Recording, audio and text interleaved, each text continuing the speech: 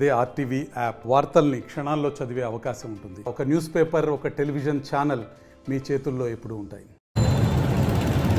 ఈ ఐటీ తెచ్చింది ఈ రాష్ట్రానికి, భారతదేశానికి తెచ్చిందే మేము చంద్రబాబు నాయుడు. అట్లాంటిది ఈరోజు ఆయన ఏదో చేసేసి అంటే ఈ రాష్ట్రాన్ని సగం చెడగొట్టింది జగన్ అయితే, మిగతా సగం చెడగొట్టింది బుగ్గన.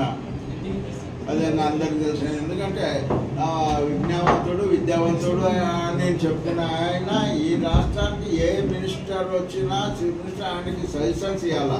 ఇది మనం ఇంత మన ఆర్థిక వనరులు ఎన్నున్నాయి, ఈ పథకాలు ఇంతవరకు చేయాలా, ఈ పథకాలు ఈ విధంగా చేయాలా అనేది మళ్ళీ ముఖ్యమంత్రి గారికి సైతం చెప్పాలా. యనమల రామకృష్ణుడు ఉంటుండే 10-11 సార్లు ఆయన బడ్జెట్ ప్రవేశం పెట్టి ఏ విధంగా రాష్ట్ర పొజిషన్ని మళ్ళీ సార్ చెప్తుంటే కూడా ఆయన అడ్డం పడి ఏ విధంగా చేసేవాడు. ఆ విధంగా ఉండాలా. మరి ఏం పట్టినట్టు నేను ఏదో చేసినాను అనేది చెప్పుకుంటుంటే కాదు. మరి చర్చకి సిద్ధం అంటే సరే సిద్ధం. మీ వాళ్ళు ఏం చేసినారు, మీ తాతలు ఏం చేసినారు, మేమేం చేసినాము, కోట్ల కుటుంబం ఏం చేసినాము, ఈ ధోనికి అనేది ఎక్కడైనా బహిరంగ చర్చకైనా సిద్ధం. మేము అంటే ప్రతి ఊర్లో కూడా మేము డెవలప్ చేసిన అభివృద్ధి పనుల్ని ఇంతలా పుస్తకం మీరు చూసే ఉండింటారు. ఇంతలా పుస్తకం నేను ప్రింట్ చేశాను. నా టైంలో కానివ్వండి, సుజాతమ్మ టైంలో కానివ్వండి, కేఈ కృష్ణమూర్తి గారి టైంలో కానివ్వండి, లేదా ప్రతిపక్షంలో ఉన్న ఆ 2 టర్ములు కూడా కానివ్వండి. అలా మీరు ఆర్థిక మినిస్ట్రీగా ఉన్న టైంలో ఎంత ఈ డోన్కి డబ్బులు తీసుకురాగలిగినారు, ఎంత ఖర్చు పెట్టగలిగినారు. కేవలం అంటే ఆ నీళ్ళు చెట్ల కిందనే డబ్బులు తీసుకొచ్చేసి మీ కాంట్రాక్టర్లకి మాత్రమే మేలు చేయగలిగిన విధంగా ఉన్నారా? మళ్ళీ ఆ విధంగా ఆలోచన చేస్తే ప్రజలకే నిత్యావసర వస్తువుల విషయంలో కానీ, లేదా ఎమర్జెన్సీగా ఏవి వాళ్ళకి ఏవైతే పరిస్థితులు బాగా అనుకూలంగా ఉంటాయి, రోడ్లు కానివ్వండి, చెరువులు కానివ్వండి, మిగతా నీటి సామర్థ్యం మీద పనిచేసే పనులు కానివ్వండి, ఏవైనా కానీ ఎవరు ఎక్కువ చేసినారో ఒకసారి ఆలోచన చేయండి. వాళ్ళ ఊరికి వారానికి ఒకసారి నీళ్లు వచ్చే పరిస్థితి ఉండేది బేతంచెరువులో. అట్లాంటిది మేము స్కీములు తీసుకొచ్చి మేము నీళ్లు పారించిన సంఘటనలు ఉన్నాయి.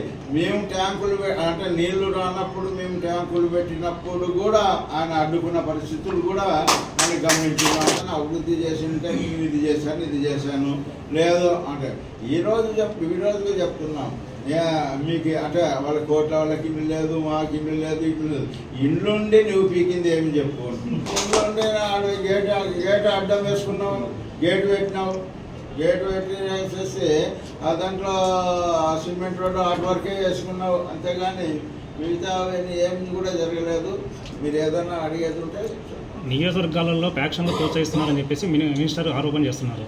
నియోజకవర్గంలో మళ్ళీ ప్యాక్షన్ మొదలైందని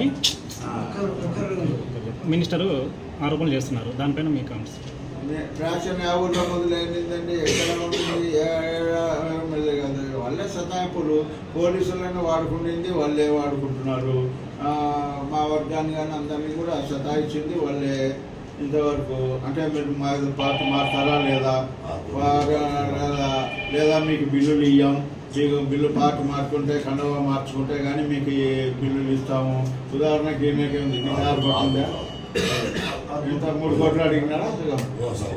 ఓకే, ప్రయాణాంతులు చేస్తున్నారు. మా పార్టీ లీడర్లని, మా పార్టీ వర్కర్లని, కార్యకర్తలని భయపట్టేసి పార్టీ మారాలని చూస్తున్నారు.